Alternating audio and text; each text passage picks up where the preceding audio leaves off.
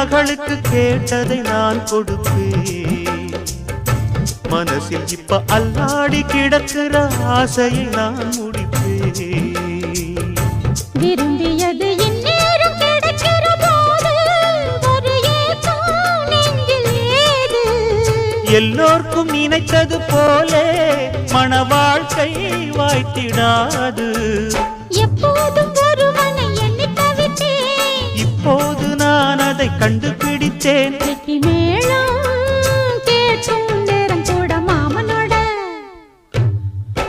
இந்த மாமனோட மனசு மல்லியப்பு போலே பொன்னானது.